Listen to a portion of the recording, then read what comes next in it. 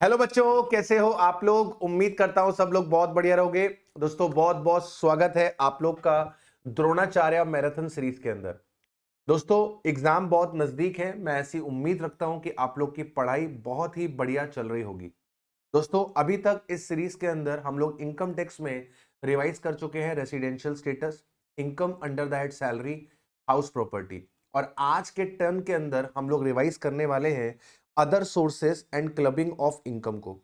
Super fast तरीके से हम इसे रिवाइज करेंगे। अगले 1 से 1.5 घंटे के अंदर अंदर हमारे ये दोनों टॉपिक्स बढ़िया तरीके से रिवाइज हो जाएंगे। राइट, टॉपिक्स बहुत ही इजी हैं। एग्जाम में 5 नंबर तक आप यहां से एक्सपेक्ट कर सकते हो। 5 नंबर छोटा वेटेज नहीं होता, तो इसलिए पूरा वीडियो अच्छे से देखना और अपने पास भी इन टॉपिक्स के क्वेश्चन अच्छे से प्रैक्टिस करके जाना।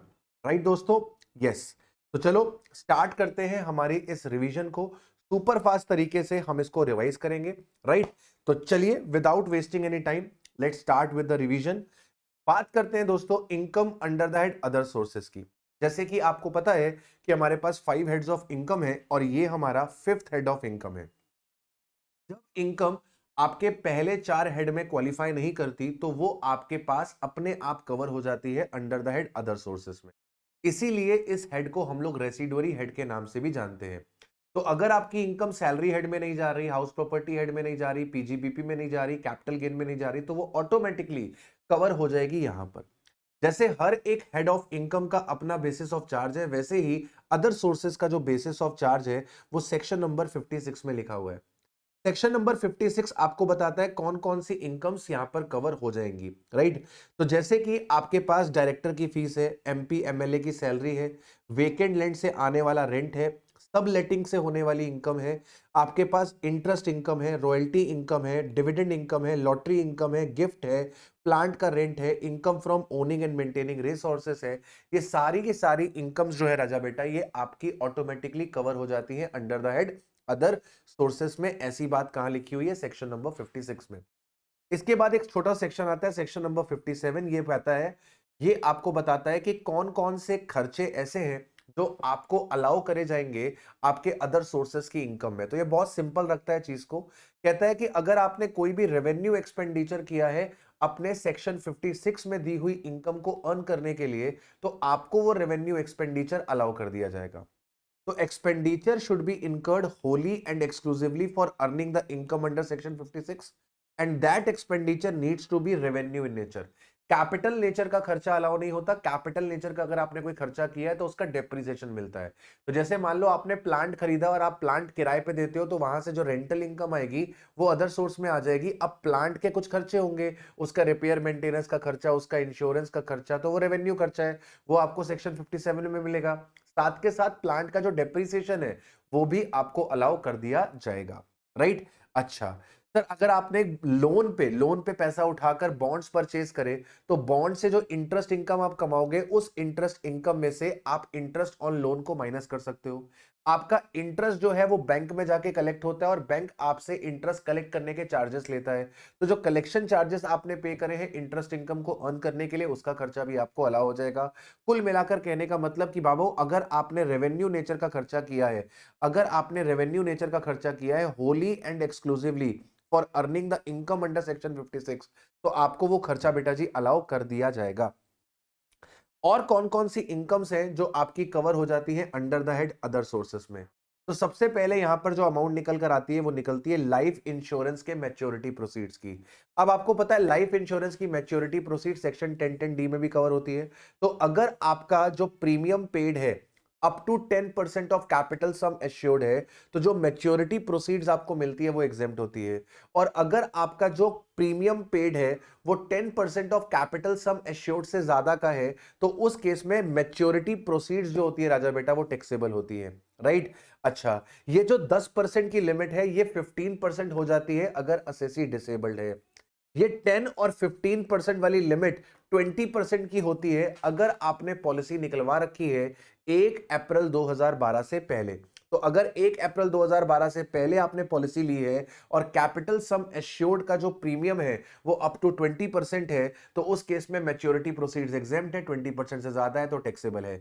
1/4/12 या उसके बाद की पॉलिसी है और आपने जो प्रीमियम दिया है वो up to 10% of capital sum assured है, तो उस केस में मैच्योरिटी प्रोसीड्स एग्जेम्प्ट है और 10% से ज्यादा है तो टैक्सेबल है। यही 10% वाली अमाउंट 15% कर देना डिसेबल्ड व्यक्ति के लिए। अगर एम्प्लॉय की डेथ हो चुकी है और उसके फैमिली मेंबर को पेंशन मिल रही है, तो वो फैमिली पेंशन कवर होती है under the head other sources, और उस व्यक्ति को जो लीगल हायर है जिसको पेंशन मिल रही है वो यहां पे डिडक्शन भी क्लेम कर सकता है 1/3 ऑफ द पेंशन की या फिर 15,000 रुपीज की, दोनों में जो भी कम है। तो अगर मान लो किसी एम्प्लॉय की डेथ हो गई है और उसकी वाइफ को पेंशन मिल रही है, तो वाइफ के हाथ में पेंशन अदर सोर्सेस में टैक्सेबल हो जाएगी और wife is eligible for deduction of 1/3 of the pension receive और ₹15,000 विच एवर इज लोअर। अगर किसी का काम owning and maintaining race horses का है, ठीक है, रेसेस में दौड़ने वाले घोड़ों का काम आप कर रहे हो, मतलब कि आपका स्टड फार्म चल रहा है, तो owning and maintaining race horses से होने वाली इनकम अदर सोर्सेस में आती है। रेस हॉर्सेस के अलावा अगर कोई अदर एनिमल है, रेस हॉर्सेस के अलावा अगर आपके पास कोई अदर एनिमल है, तो वहां से होने वाली इनकम आपकी कवर हो जाती है राजा बेटा पीजीबीपी में। तो अदर सोर्सेस में आती है रेस हॉर्सेस वाली, और रेस हॉर्सेस के अलावा कोई और है, रेस कैमल्स हो सकते हैं आपके पास, रेस बफेलोस हो सकती है आपके पास, तो ये जो इनकम होगी वो पीजीबीपी में कवर हो जाएगी। अगर आप प्लांट एंड मशीनरी को लेट आउट कर रहे हो, तो वहां से होने वाली रेंटल इनकम या तो पीजीबीपी में जाती है या तो अदर सोर्सेस में जाती है। तो अगर पीजीबीपी में आपने उसको कवर नहीं किया है तो आप उसको अदर सोर्सेस में कवर कर लेंगे। अगर आपने कैजुअल इनकम अर्न करी है बेटिंग से, गैम्बलिंग से, क्रॉसवर्ड पजल से, गेम शो से, तो वो आपकी अदर सोर्सेस में आ जाती है, और वहां पर हमने सिंपल पढ़ रखा है कि सर 30% से फ्लैट आपकी कैजुअल इनकम जो है वो टैक्सेबल होती है। तो अगर आपने बेटिंग बेटिंग से पैसा कमाया, गैम्बलिंग से पैसा कमाया, लॉटरी से पैसा कमाया, किसी गेम शो से पैसा कमाया, तो वो बेटा आपकी इनकम जो है वो टैक्सेबल होती है 30% से। और अगर आपकी वो इनकम 50 लाख रुपीस को एक्सीड कर जाती है, तो सर उस केस में सरचार्ज भी लग जाता है, और जो आपने पैसा कमाया उस पर आपको हेल्थ एंड एजुकेशन सेस तो देना ही पड़ेगा 4% का। इस इनकम को अर्न करने के लिए अगर आपने कोई भी खर्चा किया है, जैसे मान लो आपने लॉटरी खरीदी 10,000 रुपए की, और 10,000 रुपए की लॉटरी खरीद के आपकी 1 लाख रुपए की लॉटरी लगी, तो आपको ये 10,000 रुपए का खर्चा अलाउ नहीं किया जाएगा। पूरे 1 लाख रुपए के ऊपर 30% का टैक्स आपको गवर्नमेंट को पे करना पड़ेगा। तो किसी भी तरीके का खर्चा अगर आपने किया है कैजुअल इनकम को अर्न करने के लिए, तो वो आपको कभी भी अलाउ नहीं होता है। अगर आपने कोई डिडक्शन ले रखी है सेक्शन 80C टू 80U, तो उस डिडक्शन का बेनिफिट आपको इस इनकम से नहीं होता है। उस डिडक्शन का बेनिफिट आपको इस इनकम से नहीं होता है, यानी कि जो डिडक्शंस है वो हम माइनस नहीं करवा सकते हैं कैजुअल इनकम से। इन शॉर्ट आपको बताऊं तो डिडक्शन कभी भी आपकी रिड्यूस नहीं करती है किसी भी स्पेशल इनकम से, चाहे वो LTCG 112 हो, चाहे 112A हो, STCG 111 हो, मतलब किसी भी तरीके की अगर आपने स्पेशल इनकम अर्न करी है, तो स्पेशल इनकम से आपको कभी भी डिडक्शन नहीं मिलती है। ठीक है, अच्छा, आपके पास अगर कोई लॉस है तो आप उस लॉस को भी इस कैजुअल इनकम से एडजस्ट नहीं कर सकते, और ना ही जो बेसिक एग्जेम्पशन लिमिट है आपके 2.5 लाख रुपए की, आपकी 3 लाख रुपए की, आपके 5 लाख रुपए की, वो भी आपको यहां पर राजा बेटा अलाउ नहीं करी जाती है। वो भी आपको यहां पर अलाउ नहीं करी जाती है। कुल मिलाकर कहने का मतलब कि अगर आपने कैजुअल इनकम कमाई है तो ऐसा हो ही नहीं सकता कि आप कैजुअल इनकम पे टैक्स पे ना करो। कैजुअल इनकम से कोई भी खर्चा आपको अलाउ नहीं होता, कोई भी डिडक्शन 80C टू 80U आपको अलाउ नहीं होती, आपको कोई भी बेसिक एग्जेम्पशन लिमिट अलाउ नहीं होती। लेकिन अगर आपने कैजुअल इनकम अर्न करी है तो आपको जो रिबेट है अंडर सेक्शन 87A वो अलाउ किया जाता है। रिबेट अंडर सेक्शन 87A आपको अलाउ किया जाता है, यानी कि जो भी आपका टैक्स है या फिर 12,500, दोनों में जो भी लोअर है, दोनों में जो भी लोअर है उसका आपको बेनिफिट यहां पर मिल जाएगा। अच्छा, अब सर कैजुअल इनकम पे टीडीएस का भी रिवाज है। सर आपका जो पेयर है वो जब आपको पेमेंट करेगा कैजुअल इनकम की, तो वो उसमें से टीडीएस काट के करेगा। तो अब ध्यान से सुनना मेरी बात को। अगर क्वेश्चन में आपको दिया हुआ है लॉटरी रिसीव्ड, अगर आपको क्वेश्चन में दिया हुआ है लॉटरी रिसीव्ड, फोकस करना, अगर वर्ड दिया हुआ है रिसीव्ड, दैट मींस कि ये लॉटरी की जो पेमेंट है वो आपको आफ्टर टीडीएस है। और अगर आपको इनकम जो दी हुई है वो आफ्टर टीडीएस दी हुई है, तो उस इनकम को आपको ग्रॉस अप करना पड़ेगा। मतलब कि आपकी जो इनकम होती है वो टीडीएस वाली अमाउंट मिलाकर होती है। टीडीएस वाली अमाउंट को हटाकर आपकी इनकम नहीं दिखाई जाती। तो अगर मान लो मुझे 70,000 रुपीज रिसीव हुए हैं आफ्टर 30% टैक्स डिडक्शन, तो मेरी इनकम में पूरे 100% जाएंगे। मेरी इनकम में पूरे 100% जाएंगे। ये तो 70,000 रुपीज टीडीएस हटा के अमाउंट है, इनकम में ग्रॉस अमाउंट जाती है। तो ग्रॉस अमाउंट कैसे जाएगी सर? जितना आपको लॉटरी इनकम रिसीव हुआ है इसको डिवाइड करा देते हैं 100% minus TDS rate. 100% minus TDS rate. तो कैजुअल इनकम के केस में टीडीएस का रेट होता है 30%। तो 70,000 को डिवाइड करा देंगे 100% माइनस 30%। अल्टीमेटली आपके पास यहां पर निकल कर आ जाएगा 1,00,000 रुपए। लेकिन अगर मान लो क्वेश्चन में आपको दिया हुआ है लॉटरी इनकम, अगर आपको क्वेश्चन में दिया हुआ है लॉटरी इनकम, तो अगर लॉटरी इनकम दिया हुआ है तो ये ऑलरेडी ग्रॉस्ड अप है। ये ऑलरेडी ग्रॉस्ड अप है, ये बिफोर टीडीएस है। यहां पर अब आपको ग्रॉसिंग अप करने की जरूरत नहीं है। अगर इनकम लिखा हुआ है तो income already already including TDS होती है, बिफोर टीडीएस होती है, वहां पे ग्रॉसिंग अप की जरूरत नहीं होती। लेकिन अगर वर्ड रिसीव दिया होता है तो वहां पर ग्रॉसिंग अप की जरूरत पड़ती है। अच्छा, सिर्फ दिया हुआ है लॉटरी और ब्रैकेट में लिखा हुआ है ग्रॉस, तो बात खत्म हो गई कि सर ये तो बिफोर टीडीएस ही होगी। अगर आपको दिया हुआ है लॉटरी और ब्रैकेट में लिखा हुआ है नेट, तो इसका मतलब कि ये अमाउंट आफ्टर टीडीएस है। और अगर ये अमाउंट आफ्टर टीडीएस है तो इस अमाउंट को आपको क्या करना पड़ेगा? ग्रॉस अप करके चलना पड़ेगा। तो इस चीज का ध्यान रखना। ठीक है मालिक? तो ये हमने कैजुअल इनकम वाली बात कर ली। इसके बाद अगर आपने कंपोजिट लेटिंग आउट करी है, आपने बिल्डिंग के साथ साथ प्लांट एंड मशीनरी, फर्नीचर्स को भी लेट आउट किया है, और आपकी ये जो लेटिंग out of asset and letting out of building है ये इनसेपरेबल है, तो जितना भी रेंट आता है वो हाउस प्रॉपर्टी में कवर नहीं होता, वो या तो पीजीबीपी या तो अदर सोर्सेस में आ जाता है। तो अगर आपने कंपोजिट लेटिंग आउट करी है और रेंटल इनकम पीजीबीपी में लेकर नहीं गए हैं तो वो अदर सोर्सेस में कवर हो जाएगी। अगर आपके एम्प्लॉयर ने कीमैन इंश्योरेंस पॉलिसी ले रखी थी और मान लेते हैं कि sir keyman insurance policy mature होती है एम्प्लॉय की डेथ पे और उसके लीगल हायर को कीमैन इंश्योरेंस पॉलिसी का पैसा मिलता है, तो लीगल हायर के लिए ये कीमैन इंश्योरेंस पॉलिसी का पैसा अदर सोर्सेस की इनकम बन जाता है और वो अदर सोर्सेस में टैक्सेबल हो जाता है। इसके बाद अगला पॉइंट निकल कर आता है राजा बेटा, interest on securities. Interest on securities मतलब आपका डिबेंचर्स, बॉन्ड्स वगैरह वगैरह।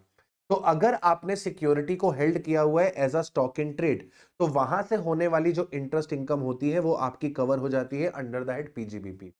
लेकिन अगर आपने सिक्योरिटी को हेल्ड किया हुआ है एज अ इन्वेस्टमेंट, तो वहां से जो भी आपके पास इंटरेस्ट इनकम आएगी वो इंटरेस्ट इनकम आपकी कवर हो जाएगी under the head other sources के अंदर। अच्छा, एक चीज हमेशा ध्यान रखना कि इंटरेस्ट ऑन सिक्योरिटीज आपका ड्यू बेसिस पे टैक्सेबल होता है।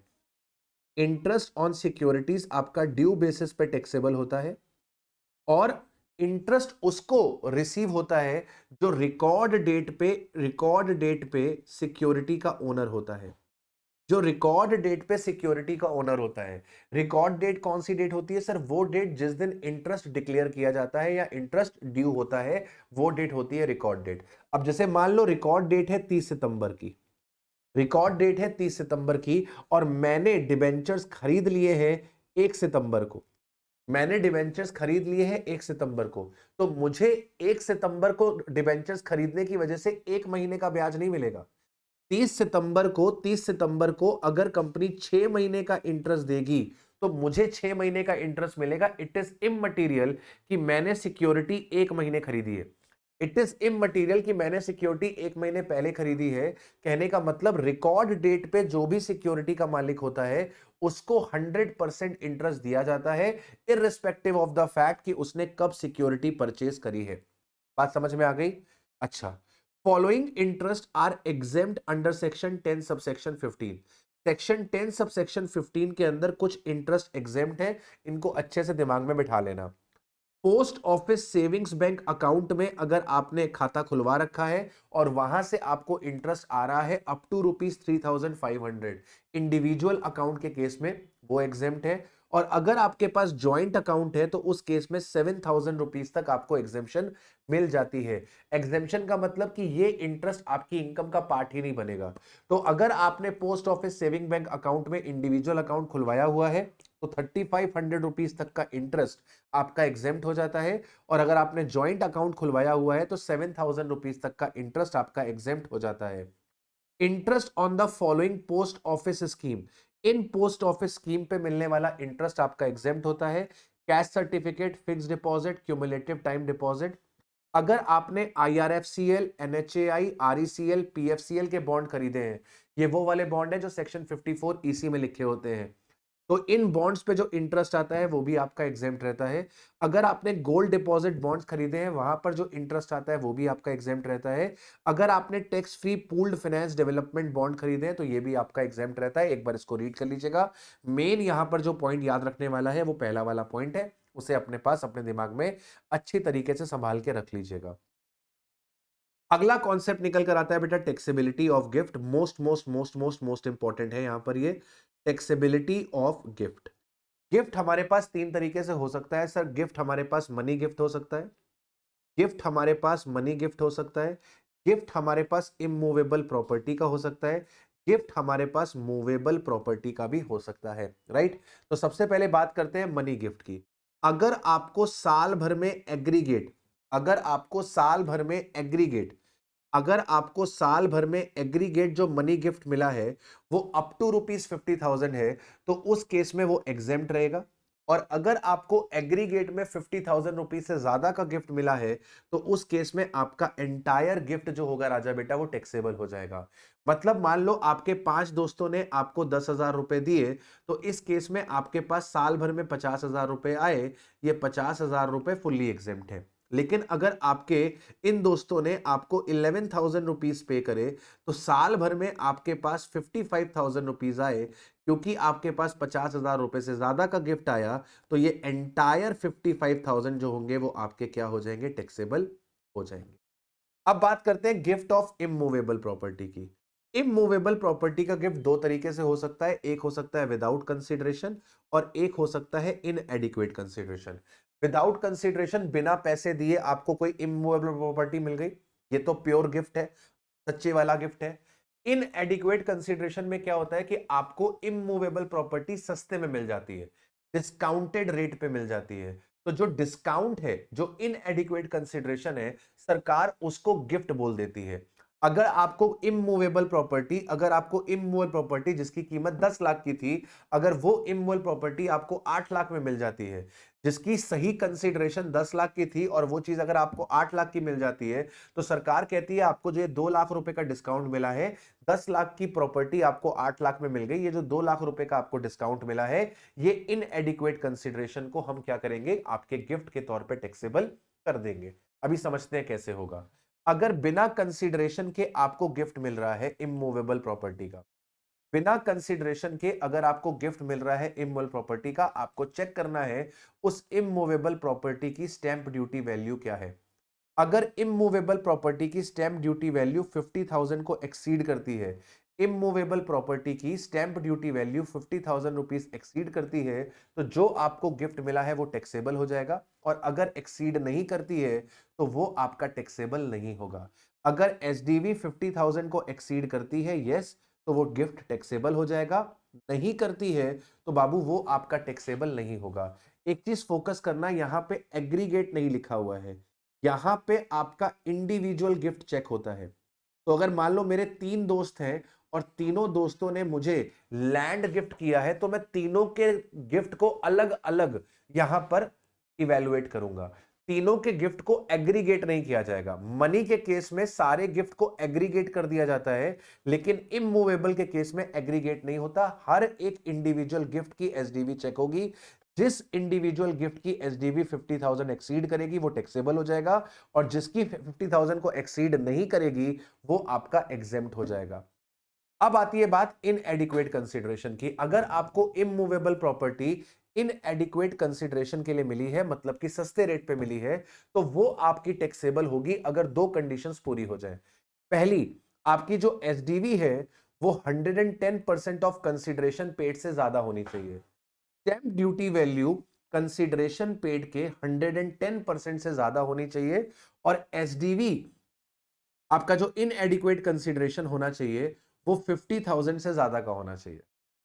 आपकी एसडीवी आपके कंसिडरेशन पेड के 110% से ज्यादा होनी चाहिए, और जो इनएडिक्वेट अमाउंट है, मतलब जो डिस्काउंट का अमाउंट है, वो आपका 50,000 एक्सीड करना चाहिए। जब ये दो अलग अलग कंडीशंस पूरी होंगी, जब ये दो अलग अलग कंडीशंस पूरी होंगी, तो हमारा गिफ्ट टैक्सेबल होगा, और अगर दोनों में से एक भी कंडीशन पूरी नहीं होगी तो हमारा गिफ्ट एग्जेम्प्ट हो जाएगा, वो गिफ्ट हमारा टैक्सेबल नहीं होगा। ध्यान से समझिएगा मेरी बात को। जैसे मान लीजिए आपकी एसडीवी जो है, आपकी एसडीवी जो है वो 10 लाख रुपए की है, आपकी एसडीवी जो है 10 लाख रुपए की है, और आपने जो कंसीडरेशन दिया है, आपने जो कंसीडरेशन पे किया है, वो पे किया है 9 लाख रुपए। आपने जो कंसीडरेशन पे किया है वो पे 9 लाख रुपए। तो पहली कंडीशन क्या थी? पहली कंडीशन थी एसडीवी 110% ऑफ कंसीडरेशन से ज्यादा होनी चाहिए। तो क्या ये कंडीशन ट्रू हो रही है? द आंसर इज यस, ये कंडीशन ट्रू हो रही है। एसडीवी हमारी 10 लाख है, और 10 लाख 9 लाख का 110% 9.90 लाख होता है। तो सर हमारी एसडीवी 110% ऑफ कंसीडरेशन से ज्यादा है। दूसरी कंडीशन, आपका जो डिफरेंस है, आपका जो डिफरेंस है, जो डिस्काउंट है, आपको कितना डिस्काउंट मिला है? 10 लाख की चीज आपको 10 लाख की चीज आपको 9 लाख में मिली है। आपका जो इनएडिक्वेट कंसिडरेशन होना चाहिए वो 50,000 रुपए से ज्यादा होना चाहिए। हमारे केस में ये कंडीशन भी सेटिस्फाई हो रही है। सर आपका 1 लाख रुपए 50,000 से ज्यादा है, इनएडिक्वेट अमाउंट 50,000 से ज्यादा है, तो इस केस में आपका गिफ्ट टैक्सेबल हो जाएगा। इस केस में आपका गिफ्ट टैक्सेबल होगा 1 लाख रुपए का। जितना आपको डिस्काउंट मिला है वो डिस्काउंट आपका टैक्सेबल हो जाएगा। यहीं पे अगर आपसे मैं बोलता कि मान लो एसडीवी आपके पास 10 लाख की है, और आपने जो कंसीडरेशन पे किया है राजा बेटा, वो पे किया है 9,40,000 रुपए। आपने कंसीडरेशन पे किया है 9,40,000 रुपए। यहां पर आपको 60,000 रुपए का डिस्काउंट मिला है। यहां पर आपको 60,000 रुपए का डिस्काउंट मिला है, मतलब 60,000 रुपए का इनएडिक्वेट कंसिडरेशन है। 60,000 रुपए का इनएडिक्वेट कंसिडरेशन है, लेकिन आपका ये गिफ्ट टैक्सेबल नहीं हो पाएगा। क्यों टैक्सेबल नहीं हो पाएगा? सर ये टैक्सेबल इसलिए नहीं हो पाएगा क्योंकि अगर आप 9,40,000 का 110% निकालते हो, 9,40,000 का अगर आप 110% निकालते हो, तो बाबू ये आपका 10,34,000 हो जाएगा। और आपकी जो एसडीवी है, आपकी जो एसडीवी है वो 110% ऑफ कंसीडरेशन से ज्यादा नहीं है, मतलब पहली कंडीशन पूरी नहीं हो पाएगी। और अगर ये वाली कंडीशन पूरी नहीं होगी तो बाबू आपका गिफ्ट टैक्सेबल नहीं होगा। दोनों कंडीशंस पूरी होनी बहुत जरूरी है, दोनों कंडीशंस पूरी होनी बहुत जरूरी है। आपकी एसडीवी 110% ऑफ कंसीडरेशन से ज्यादा होनी चाहिए, और आपका इनएडिक्वेट कंसीडरेशन 50,000 से ज्यादा होना चाहिए। जब ये दोनों कंडीशंस पूरी हो जाएंगी तो आपका गिफ्ट टैक्सेबल होगा। जो गिफ्ट टैक्सेबल होगा वो होगी इनएडिक्वेट अमाउंट, एसडीवी माइनस कंसीडरेशन। जो इनएडिक्वेट अमाउंट है वो आपकी टैक्सेबल हो जाएगी। राइट, फोकस रहे, यहां पर भी एग्रीगेट नहीं हुआ है, इनएडिक्वेट कंसीडरेशन में भी एग्रीगेट नहीं हुआ है। मतलब इमूवेबल प्रॉपर्टी में इंडिविजुअल गिफ्ट को वैल्यू किया जाता है, इमूवेबल प्रॉपर्टी में इंडिविजुअल गिफ्ट को वैल्यू किया जाता है। अब अगला पॉइंट निकल कर आता है गिफ्ट ऑफ मूवेबल प्रॉपर्टी। अगला पॉइंट निकल कर आता है gift of movable property. Movable property में क्या क्या चीजें आती हैं जरा नोट कर लीजिए। मूवेबल प्रॉपर्टी में क्या क्या चीजें आती है? सर मूवेबल प्रॉपर्टी में सबसे पहले निकल कर आता है सिक्योरिटीज। सबसे पहले निकल कर आता है सिक्योरिटीज। सिक्योरिटीज के बाद यहां पर निकल कर आता है आपका ज्वेलरी। यहां पर निकल कर आता है आपका ज्वेलरी। ज्वेलरी के अंदर बुलियन इंक्लूड किया जाएगा। ठीक है, इसके बाद यहां पर निकल कर आता है आर्कियोलॉजिकल कलेक्शन। फिर यहां पर निकल कर आता है राजा बेटा स्कल्पचर। यहां पर निकल कर आता है बेटा जी पेंटिंग। यहां पर बेटा जी निकल कर आता है ड्रॉइंग्स। ठीक है, यहां पर बेटा जी निकल कर आता है, यहां पर निकल कर आता है आपका any work of art. Any work of art. कुल मिलाकर कहने का मतलब, कुल मिलाकर कहने का मतलब आपकी जो मूवेबल प्रॉपर्टी है, आपकी जो मूवेबल प्रॉपर्टी है वो कैपिटल असेट होनी चाहिए। आपकी जो मूवेबल प्रॉपर्टी है वो कैपिटल असेट होनी चाहिए। अगर मूवेबल प्रॉपर्टी कैपिटल असेट है तो ही उसका गिफ्ट टैक्सेबल होता है। मूवेबल प्रॉपर्टी अगर कैपिटल असेट नहीं है तो उसका गिफ्ट टैक्सेबल नहीं होता अंडर दैट अदर सोर्स। अगर मैं आपको ये वॉच गिफ्ट देता हूं, अगर मैं आपको ये वॉच गिफ्ट देता हूं तो वॉच का गिफ्ट टैक्सेबल नहीं होता अंडर द अदर सोर्सेस। क्यों? क्योंकि सर ये आपका कैपिटल असेट नहीं होता। ये मोबाइल मैं अगर आपको गिफ्ट देता हूं, दिल पे मत लेना, दे नहीं रहा हूं, सिर्फ बता रहा हूं। ये मोबाइल मान लो मैं आपको गिफ्ट पे देता हूं, तो इस मोबाइल का गिफ्ट आपके हाथ में टैक्सेबल नहीं होगा क्योंकि ये मोबाइल कैपिटल असेट नहीं है। सिर्फ कैपिटल असेट मूवेबल प्रॉपर्टी का गिफ्ट आपका टैक्सेबल होता है अंडर द अदर सोर्सेस। तो अगर आपको साल भर में जो एग्रीगेट एफएमवी ऑफ गिफ्ट मिला है, जो एग्रीगेट एफएमवी ऑफ गिफ्ट मिला है वो 50,000 से ज्यादा है, तो एंटायर गिफ्ट आपका टैक्सेबल हो जाएगा। और अगर aggregate FMV of the gift 50,000 exceed नहीं करता है तो उस केस में आपका कुछ भी अमाउंट टैक्सेबल नहीं होगा। अगर आपको इनएडिक्वेट कंसिडरेशन के लिए मूवेबल प्रॉपर्टी मिली है, आपने एक पेंटिंग खरीदी जिसकी मार्केट वैल्यू थी 5 लाख रुपए, लेकिन आपको वो पेंटिंग मिल गई है केवल और केवल 3,50,000 रुपए में। पेंटिंग की मार्केट वैल्यू थी राजा बेटा, पेंटिंग की एफएमवी थी राजा बेटा 5 लाख रुपए की, लेकिन आपने जो कंसिडरेशन पे करी है वो 3,50,000 रुपए की पे करी है। तो इस केस में इनएडिक्वेट कंसिडरेशन 1.5 लाख रुपए की है। ये 1.5 लाख रुपए आपके हाथ में टैक्सेबल हो जाएंगे एज अ गिफ्ट। तो अगर एफएमवी माइनस कंसिडरेशन पेड यानी कि जो इनएडिक्वेट कंसिडरेशन है, डिस्काउंट भी बोल सकते हो आप इसको। आपको 5 लाख की चीज अगर 3.5 लाख की पड़ी तो आपको 1.5 लाख का डिस्काउंट मिला, तो आपका जो ये डिस्काउंट वाला अमाउंट है, अगर ये 50,000 रुपए को एक्सीड करता है तो आपका डिस्काउंट वाला अमाउंट टैक्सेबल हो जाएगा। और अगर आपका डिस्काउंट 50,000 को एक्सीड नहीं करता तो उस केस में ये टैक्सेबल नहीं होगा। अब ये बात क्लियर हो गई। यहां पर भी हमें एग्रीगेट लेके चलना है, यहां पर भी हमें एग्रीगेट लेके चलना है। तो aggregate of इनएडिक्वेट consideration of movable property gift, aggregate of इनएडिक्वेट consideration of movable property gift, if it exceeds 50,000 then the entire amount is taxable, and if it doesn't exceed 50,000 then nothing shall be taxable। अच्छा, कब ऐसा होगा कि gift taxable ही ना हो? कब ऐसा होगा कि कब ऐसा होगा कि गिफ्ट टैक्सेबल ही ना हो? अगर आपको गिफ्ट रिसीव हो रहा है रिलेटिव से, अगर आपको गिफ्ट रिसीव हो रहा है रिलेटिव से तो उस केस में आपका गिफ्ट टैक्सेबल नहीं होगा। अगर आपको गिफ्ट रिसीव हो रहा है विल के थ्रू, इनहेरिटेंस के थ्रू, डेथ ऑफ पेयर के थ्रू, तो उस केस में आपका गिफ्ट टैक्सेबल नहीं होगा। रिसीव्ड हो रहा है in the contemplation of death of pair, ये मैंने आपको बता दिया। अगर रिसीव हो रहा है on the occasion of marriage, आपकी शादी में आपको गिफ्ट मिल रहा है तो वो गिफ्ट आपका एग्जेम्प्ट हो जाएगा। अगर आपको गिफ्ट मिल रहा है किसी भी चैरिटेबल इंस्टीट्यूट से, चैरिटेबल हॉस्पिटल से, चैरिटेबल एजुकेशनल इंस्टीट्यूट से, तो वो गिफ्ट आपका राजा बेटा क्या हो जाएगा? एग्जेम्प्ट हो जाएगा। शादी में पेरेंट्स को भी गिफ्ट मिलता है। मेरी शादी में मेरे पेरेंट्स को भी गिफ्ट मिला था, तो मेरे पेरेंट्स को जो गिफ्ट मिला है वो गिफ्ट टैक्सेबल होगा। लेकिन अगर मेरे पेरेंट्स को रिलेटिव से गिफ्ट मिला होगा तो वो एग्जेम्प्ट होगा। मतलब मेरी शादी में मेरे पेरेंट्स को नॉन रिलेटिव से जो गिफ्ट मिला, मेरी शादी में मेरे पेरेंट्स को नॉन रिलेटिव से जो गिफ्ट मिला वो पेरेंट्स के हाथ में टैक्सेबल होगा। मेरी शादी में मुझे जो रिलेटिव और नॉन रिलेटिव से गिफ्ट मिला दोनों एग्जेम्प्ट होंगे। मेरी शादी में मुझे रिलेटिव और नॉन रिलेटिव दोनों लोगों से जो गिफ्ट मिले वो एग्जेम्प्ट होंगे, चाहे वो उनकी अमाउंट कितनी भी हो, 50,000 हो, 50 लाख हो, 50 करोड़ हो, 500 करोड़ हो। मेरे पेरेंट्स को मेरी शादी पे जो गिफ्ट मिलेगा रिलेटिव से वो तो एग्जेम्प्ट हो जाएगा क्योंकि वो इस पॉइंट में कवर हो जाएगा। और जो नॉन रिलेटिव से मिलेगा वो टैक्सेबल हो जाएगा क्योंकि शादी मेरी है, मेरे माता पिता की नहीं है, उनकी हो चुकी है तभी तो मैं दुनिया में आया हूं। ठीक है, meaning of relatives, meaning of relatives, relatives की डेफिनेशन में कौन आएगा? इंडिविजुअल की अगर बात करें, इंडिविजुअल की अगर बात करें, आंखें बंद कर लो, मैं आपको कुछ दिखाना चाहता हूं। आंखें बंद कर लो। रिलेटिव्स की बात करें, इंडिविजुअल के रिलेटिव की बात करें तो सबसे पहले आ जाता है स्पाउस।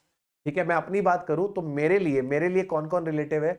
मेरे लिए रिलेटिव है मेरी स्पाउस यानी कि मेरी वाइफ। ठीक है, मेरे लिए रिलेटिव है मेरे पापा और मम्मी, मेरे लिए रिलेटिव है मेरे पापा मम्मी के भाई और बहन, मेरे लिए रिलेटिव है मेरे पापा मम्मी के भाई और बहन के स्पाउसेस यानी कि मेरे चाचा चाची, मेरी बुआ फूफा, मेरे मामा मामी, मेरी मौसी मेरा मौसा, मेरे पापा और मम्मी के पापा मम्मी, मतलब मेरे दादा दादी, मेरे नाना नानी। मेरे पापा मम्मी के भाई बहन तो कंसीडर होंगे रिलेटिव में, लेकिन मेरे दादा दादी और नाना नानी के भाई बहन जो है वो रिलेटिव में कंसीडर नहीं होंगे। मेरे भाई बहन और उनके स्पाउसेस, मतलब मेरा भाई और उसकी वाइफ यानी कि मेरे भाभी, मेरी बहन और उसका हस्बैंड यानी कि मेरे जीजा जी, ये मेरे रिलेटिव हैं।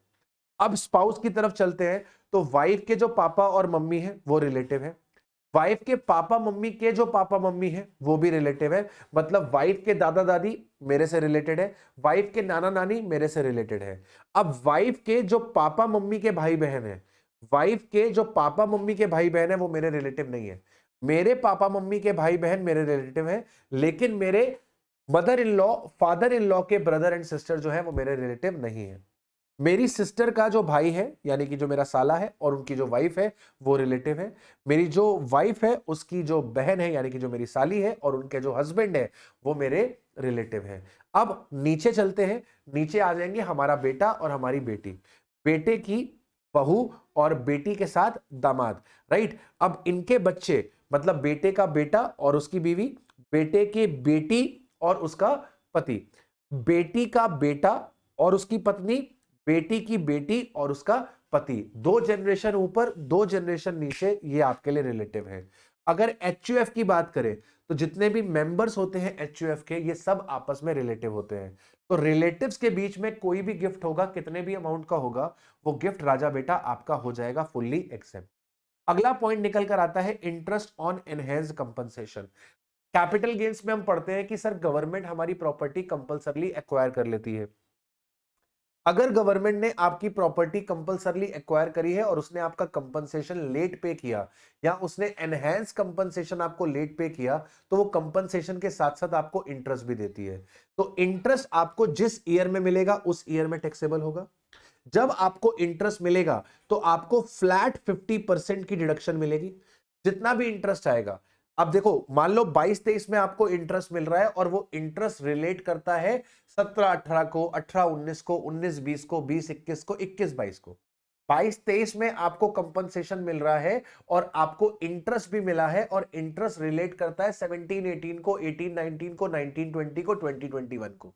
सर किसी को भी रिलेट करे, जिस ईयर में मिलेगा उसी ईयर में वो आपका इंटरेस्ट जो होगा वो टैक्सेबल होगा। और इंटरेस्ट में से आपको फ्लैट 50% डिडक्शन मिलेगी, hence only 50% amount shall be chargeable to tax, और केवल 50% अमाउंट ही आपकी चार्जेबल होती है टैक्स में। इसके बाद अगला पॉइंट निकल कर आता है आपके पास dividend. Super super important topic है डिविडेंड भी।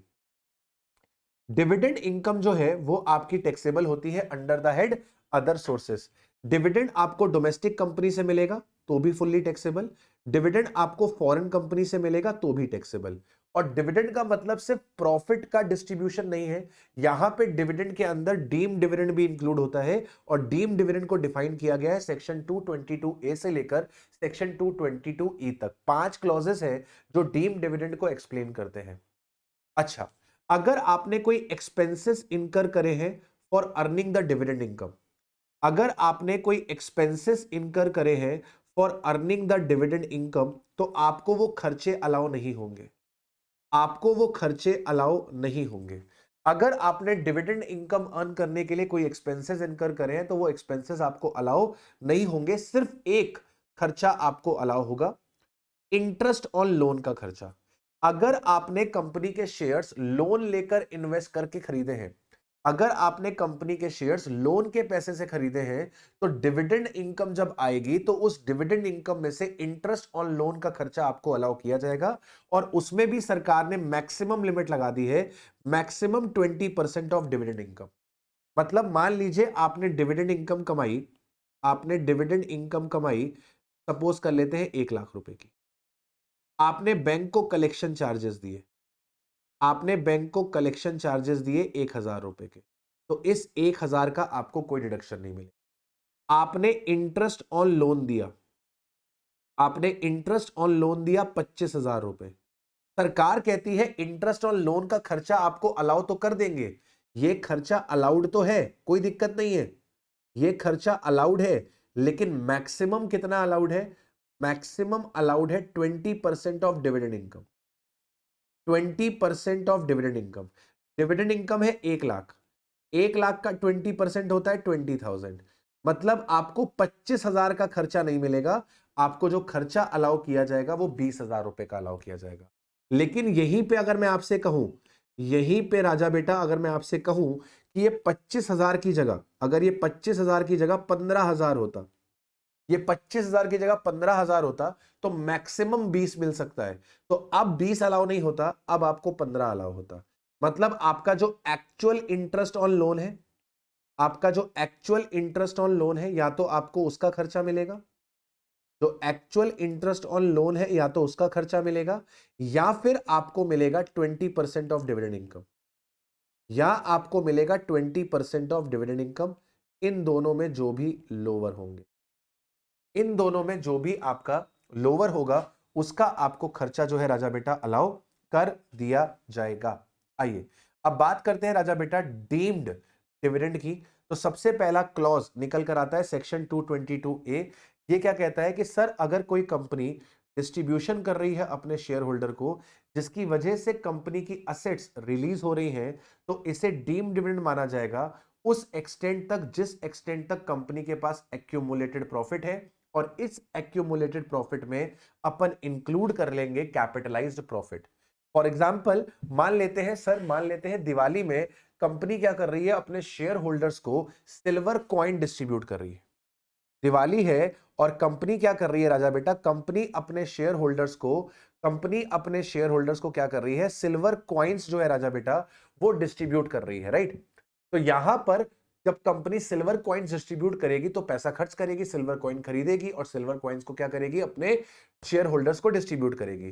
तो सरकार कहती है कि सर जिस एक्सटेंट तक कंपनी के पास एक्यूमुलेटेड प्रॉफिट है, उस एक्सटेंट तक हम इसे डीम्ड डिविडेंड मान लेंगे। एक्यूमुलेटेड प्रॉफिट के अंदर हम इंक्लूड कर लेंगे कैपिटलाइज्ड प्रॉफिट। कैपिटलाइज्ड प्रॉफिट क्या होता है सर, वो प्रॉफिट जिसको आपने बोनस शेयर देने में इस्तेमाल कर लिया, उसको बोलते हैं कैपिटलाइज्ड प्रॉफिट, राइट। तो मान लेते हैं सर कंपनी के पास एक्यूमुलेटेड प्रॉफिट्स हैं, कंपनी के पास एक्यूमुलेटेड प्रॉफिट्स हैं, मान लेते हैं 4 लाख रुपए के। कंपनी ने पहले कभी बोनस शेयर इशू किए थे, कंपनी ने कभी पहले बोनस शेयर इशू करे थे 1 लाख। मतलब कंपनी के पास टोटल एक्यूमुलेटेड प्रॉफिट कितने के हो गए, कंपनी के पास टोटल एक्यूमुलेटेड प्रॉफिट 5 लाख रुपए के हो गए। अब मान लीजिए कंपनी जो है वो सिल्वर कॉइन डिस्ट्रीब्यूट कर रही है, सिल्वर कॉइन कंपनी ने डिस्ट्रीब्यूट करे 2 लाख रुपए के, तो ये 2 लाख रुपए क्या बन जाएगा, डीम्ड डिविडेंड। कंपनी के पास 5 लाख रुपए के एक्यूमुलेटेड प्रॉफिट है, इस एक्सटेंट तक 5 लाख रुपए तक जितना भी डिस्ट्रीब्यूशन होगा, 5 लाख रुपए के प्रॉफिट्स तक जितना भी डिस्ट्रीब्यूशन होगा वो डीम्ड डिविडेंड हो जाएगा। अगर सिल्वर कॉइन की कीमत 5 लाख होती, सिल्वर कॉइन की कीमत 5 लाख होती, तो ये 5 लाख भी डीम्ड डिविडेंड बन जाते। सिल्वर कॉइन की कीमत अगर 6 लाख होती, तो 6 लाख रुपए डीम्ड डिविडेंड ना बनते, 6 लाख रुपए डीम्ड डिविडेंड ना बनते, इस 6 में से 5 लाख रुपए डीम्ड डिविडेंड बन जाते।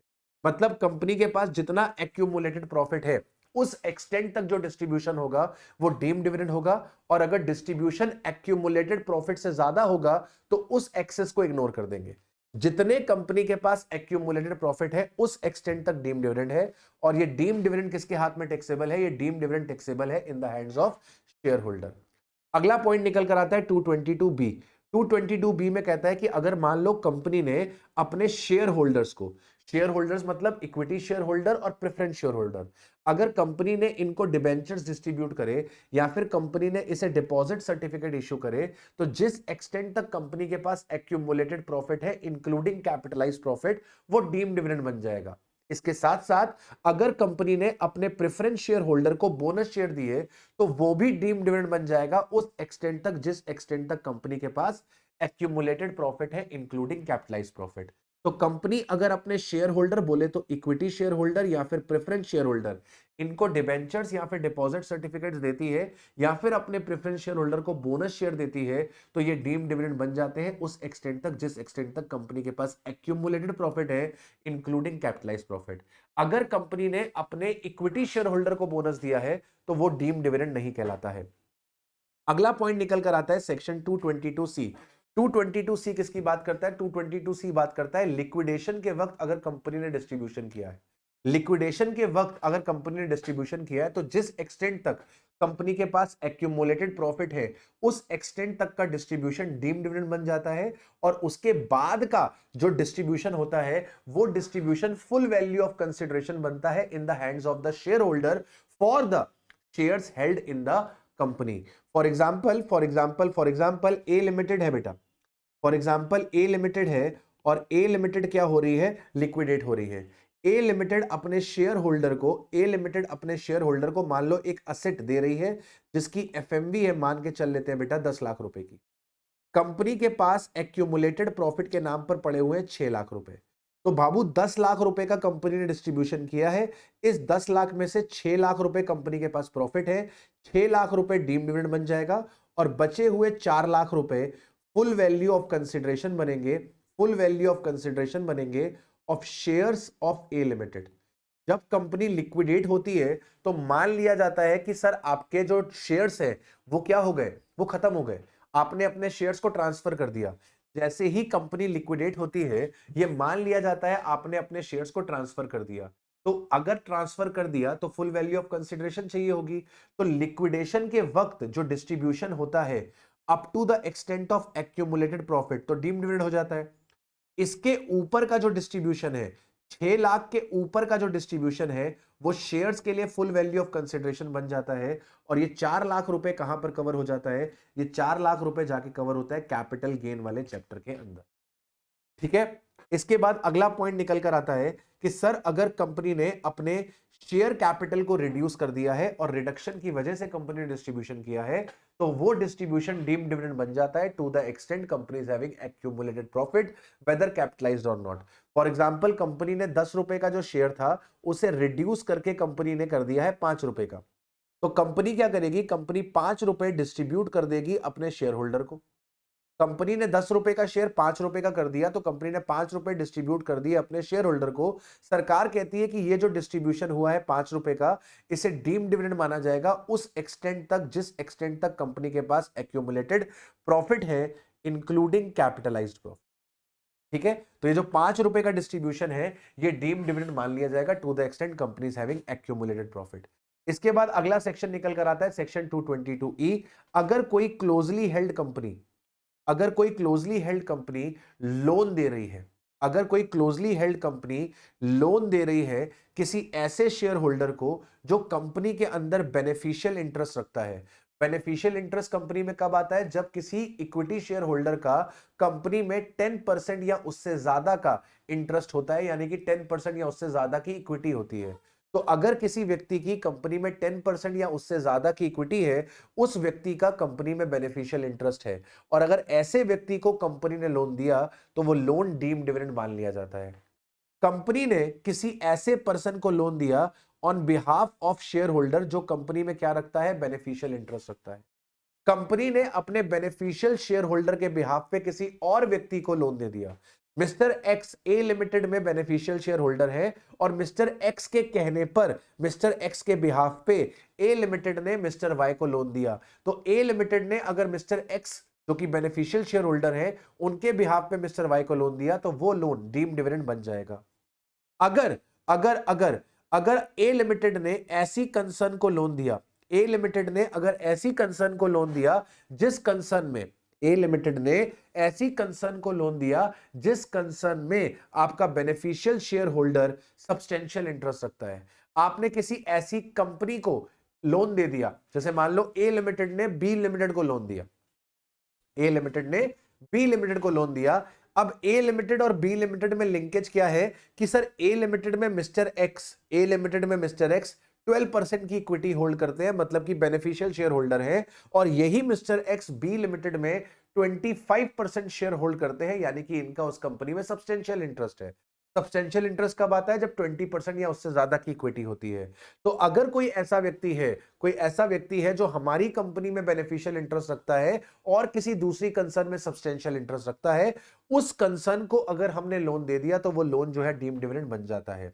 लेकिन अगर मान लो कंपनी का काम ही मनी लैंड करना है, कंपनी एक नॉन बैंकिंग फाइनेंशियल कंपनी है, कंपनी एक बैंकिंग कंपनी है जिसका मेन काम ही क्या है, लोन एडवांस करना, तो उस केस में 222E के प्रोविजंस एप्लीकेबल, उस केस में 222E के प्रोविजंस एप्लीकेबल नहीं होंगे।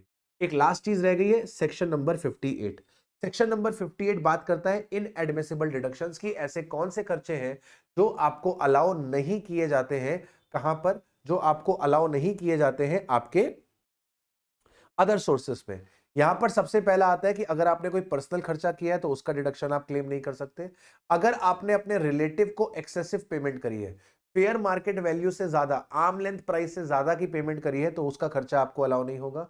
अगर आपने एक दिन में 10,000 रुपए से ज्यादा की पेमेंट करी है नॉन स्पेसिफाइड मोड से, मतलब अकाउंट पे चेक से नहीं करी, अकाउंट पे ड्राफ्ट से नहीं करी, electronic clearing system through bank account से नहीं करी, तो एक दिन में अगर आपने 10,000 रुपए से ज्यादा की पेमेंट करी है नॉन स्पेसिफाइड मोड से, तो वो खर्चा आपको अलाउ नहीं होगा। कोई ऐसा पेमेंट आपने करा है जिस पे टीडीएस कटना चाहिए था लेकिन आपने उसके ऊपर टीडीएस नहीं काटा, तो वो खर्चा आप सेक्शन 58 में क्लेम नहीं कर पाएंगे। ये चार खर्चे वही हैं जो हम पीजीबीपी में पढ़ते हैं सेक्शन 40 के अंदर। ये चार खर्चे वही हैं जो हम पीजीबीपी में पढ़ते हैं सेक्शन नंबर 40 के अंदर, कि अगर आप रिलेटिव को एक्सेसिव पेमेंट कर रहे हो, आर्म लेंथ प्राइस से ज्यादा पेमेंट कर रहे हो, फेयर मार्केट से ज्यादा पेमेंट कर रहे हो, तो एक्सेसिव पेमेंट अलाउ नहीं होगा, पर्सनल नेचर का खर्चा अलाउ नहीं होगा।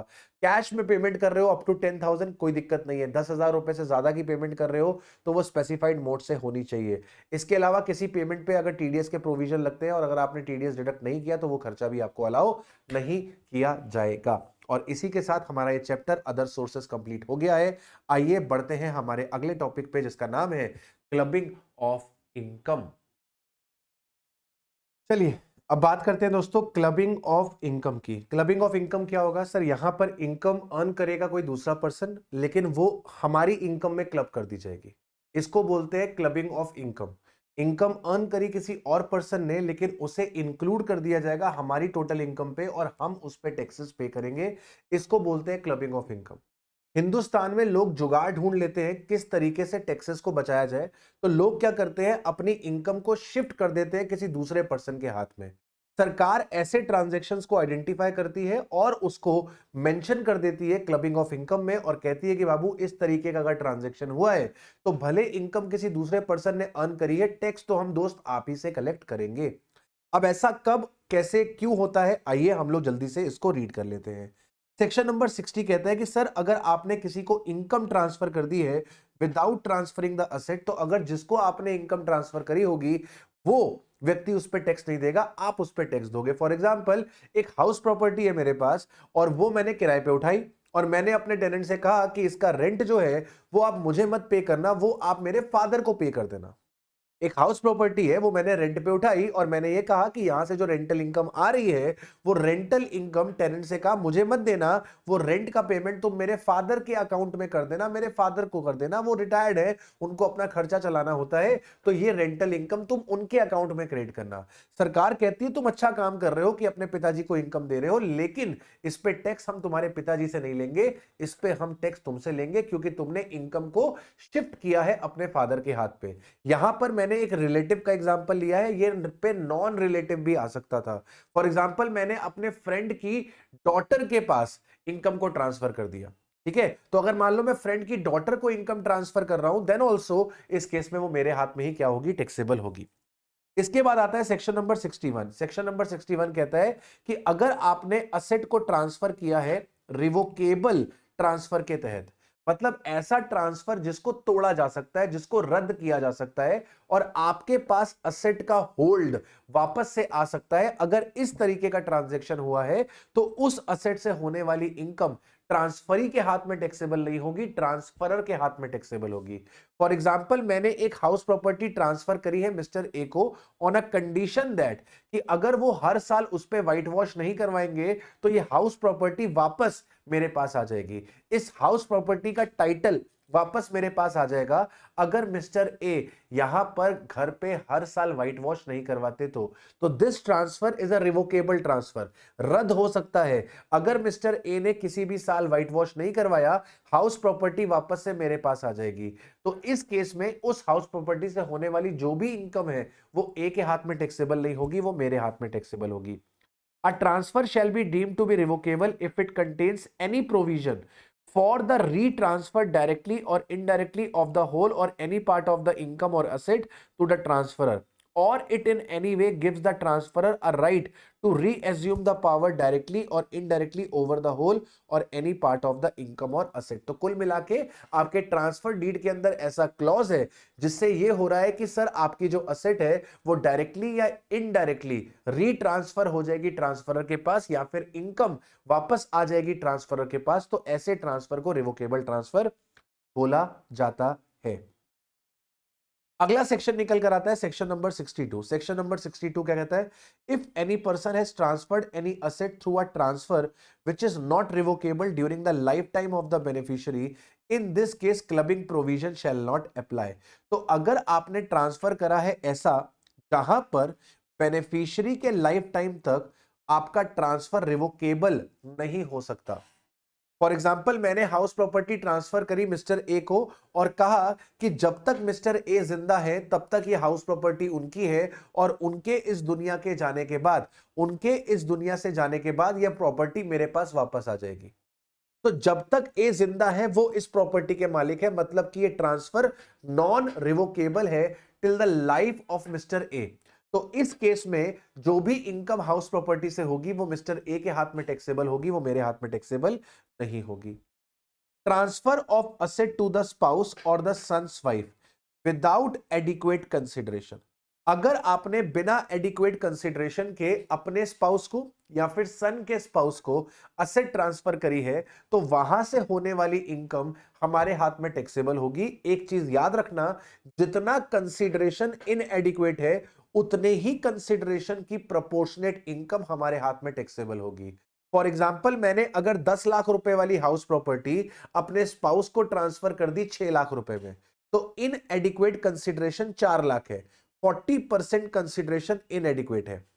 हाउस प्रॉपर्टी से इनकम होती है मंथ की 10,000 रुपए, तो 10,000 का 40% जो कि इन एडिक्वेट कंसिडरेशन का परसेंटेज था, 10,000 का 40% ही मेरे हाथ में टैक्सेबल होगा।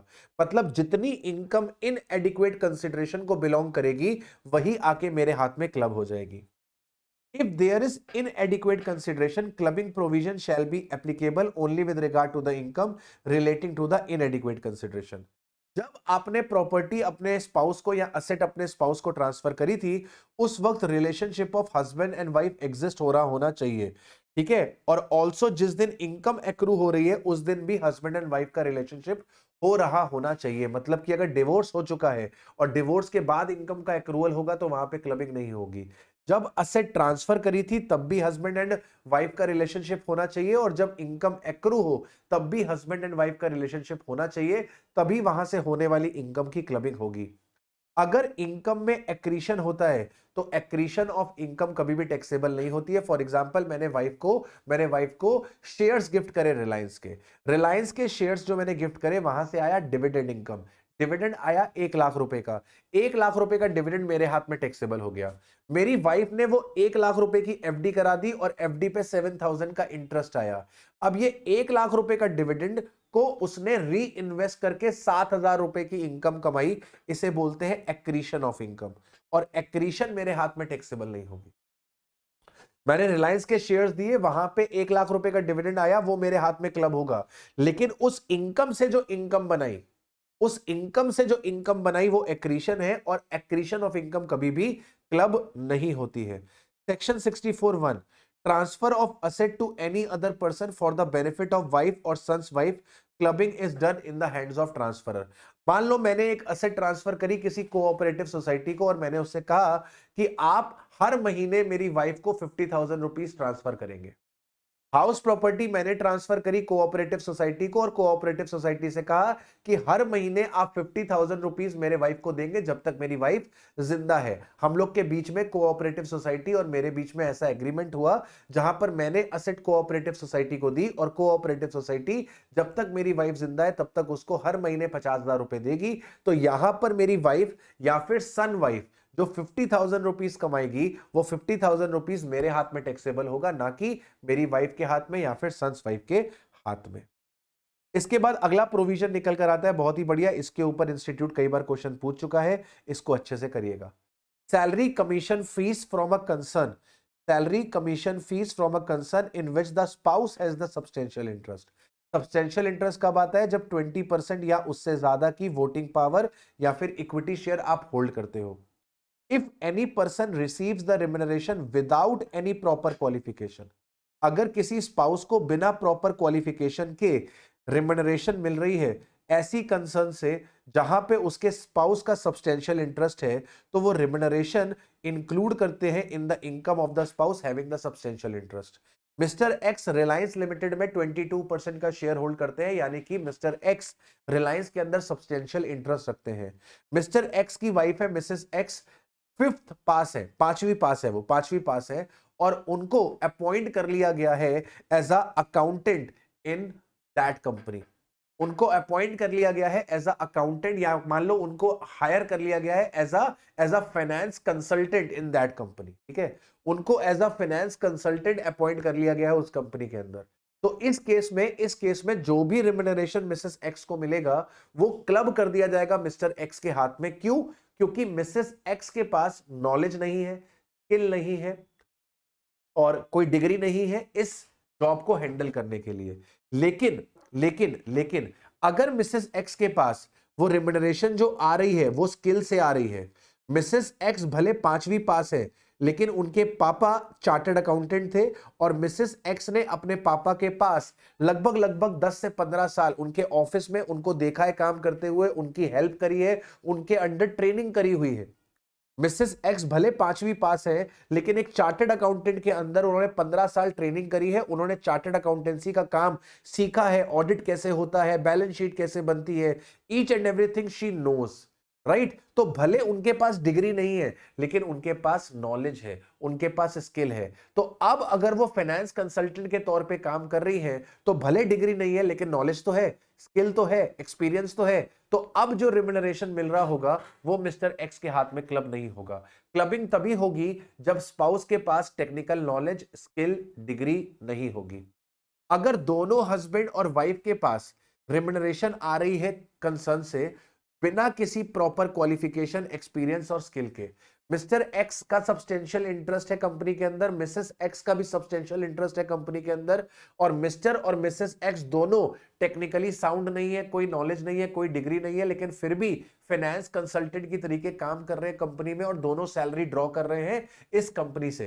तो इस केस में क्या होगा कि सर ये जो सैलरी इनकम है या तो मिस्टर एक्स के हाथ में या तो मिसेस एक्स के हाथ में क्लब कर दी जाएगी, दोनों में से किसी एक के हाथ में क्लब होगी जिसकी भी अदर इनकम ज्यादा होगी। ठीक है, सब्सटेंशियल इंटरेस्ट कैसे निकलेगा? सब्सटेंशियल इंटरेस्ट निकलेगा आपका, जैसे मान लो मिस्टर एक्स है तो मिस्टर एक्स का 20% अगर निकालना है तो उस केस में उनका शेयर लिया जाएगा, उनकी वाइफ का, उनके ब्रदर का, उनके सीनियर का, उनके लीनियर असेंडेंट और डिसेंडेंट का। वाइफ का अगर सब्सटेंशियल इंटरेस्ट निकालना है तो वाइफ का, हस्बैंड का, वाइफ के ब्रदर का, वाइफ के सिस्टर का, वाइफ के लीनियर असेंडेंट और डिसेंडेंट का। इसके बाद आता है कि सर अगर असेट हेल्ड बाय है माइनर चाइल्ड, अगर कोई असेट माइनर चाइल्ड के पास है, अगर कोई इनकम एक्रू होती है माइनर चाइल्ड को तो वो क्लब कर दी जाएगी in the hands of parent जिसका total income excluding the income to be clubbed is higher. तो सर पापा या मम्मी किसी भी एक के हाथ में क्लब कर दी जाएगी जिसकी भी इनकम ज्यादा होगी। अगर मैरिज एग्जिस्ट नहीं करती है पापा मम्मी की तो जो भी उस चाइल्ड को मेंटेन कर रहा होगा उसके हाथ में वो इनकम चली जाएगी। सेक्शन 1032 कहता है जिस भी पेरेंट के साथ इनकम को क्लब करा जाएगा उसको 1500 रुपीज पर माइनर चाइल्ड का एग्जेम्पशन मिल जाएगा। तो पापा के हाथ में अगर माइनर चाइल्ड की इनकम जाएगी तो पापा को 1500 की एग्जेम्पशन मिल जाएगी, मम्मी के हाथ में जाएगी तो मम्मी को मिल जाएगी। No clubbing shall be done in the following cases.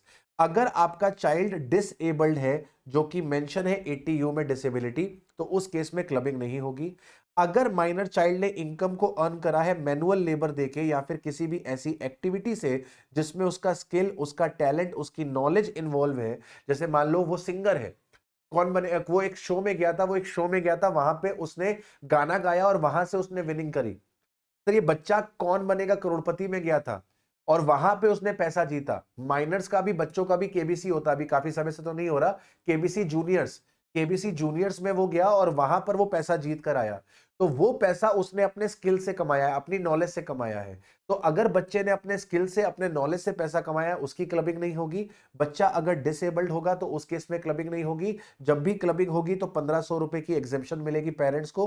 Clubbing उस पेरेंट के हाथ में होगी जिसकी इनकम ज्यादा है। अगर एग्जिस्ट नहीं कर रही है मैरिज पापा मम्मी की, तो जो भी बच्चे को मेंटेन कर रहा है उसके हाथ में इनकम को क्लब कर दिया जाएगा। चाइल्ड के अंदर अपन इंक्लूड करते हैं step child, adopted child and minor married daughter. एक छोटा सा पॉइंट है एचयूएफ वाला, इतना इंपॉर्टेंट नहीं है, इसको एक बार रीड कर लीजिएगा। और इसी के साथ हम लोग का ये चैप्टर भी मित्रों हो जाता है पूरा का पूरा कंप्लीट। लगभग लगभग 1 घंटे के अंदर अंदर हम लोगों ने हमारा ये पूरा का पूरा जो चैप्टर है अदर सोर्सेस और क्लबिंग ऑफ इनकम कंप्लीट कर लिया है। मिलते हैं आपसे अब नेक्स्ट वीडियो में। टिल देन अपना अपना ख्याल रखिए। Bye to everyone, take care.